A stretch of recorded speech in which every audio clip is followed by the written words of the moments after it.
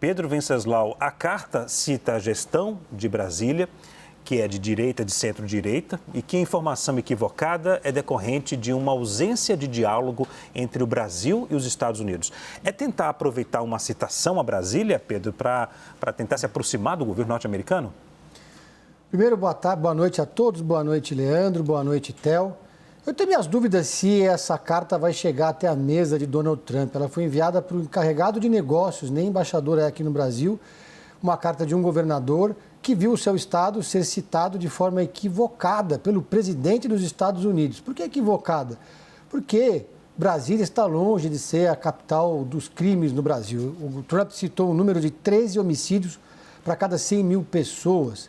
E o governador do Distrito Federal tratou de corrigir esse número. São 6,9 homicídios para cada 100 mil pessoas. Existem capitais brasileiras muito, mas muito mais violentas do que Brasília.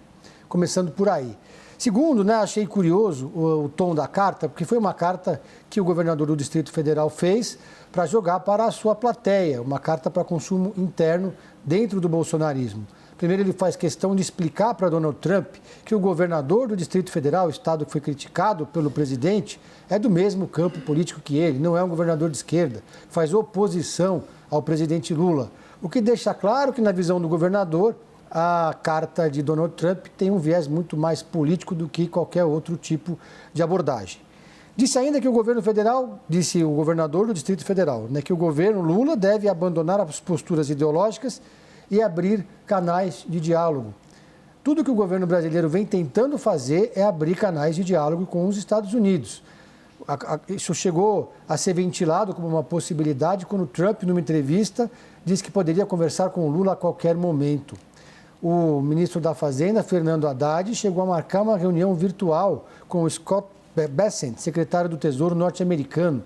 Criou-se uma expectativa enorme entre os vários setores que vão ser afetados, ou que já estão sendo afetados pelas tarifas, mas sem nenhum tipo de explicação, essa reunião foi cancelada e não houve a iniciativa de nem sequer ventilar uma outra data. Foi uma decisão eminentemente política.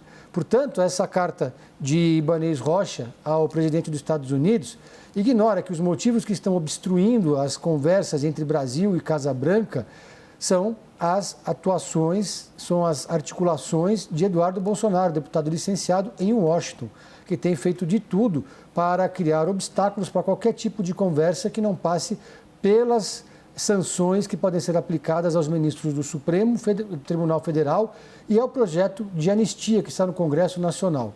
Nem o projeto de anistia, nem o julgamento de Jair Bolsonaro no STF dependem da caneta do presidente Luiz Inácio Lula da Silva. Mas tanto o governo norte-americano quanto o governador do Distrito Federal tratam de misturar tudo no mesmo balaio, como se Lula, o presidente da República do Brasil, tivesse o poder de decidir algo relativo ao Supremo Tribunal Federal ou de impor um projeto de anistia aos envolvidos no 8 de janeiro no Congresso Nacional.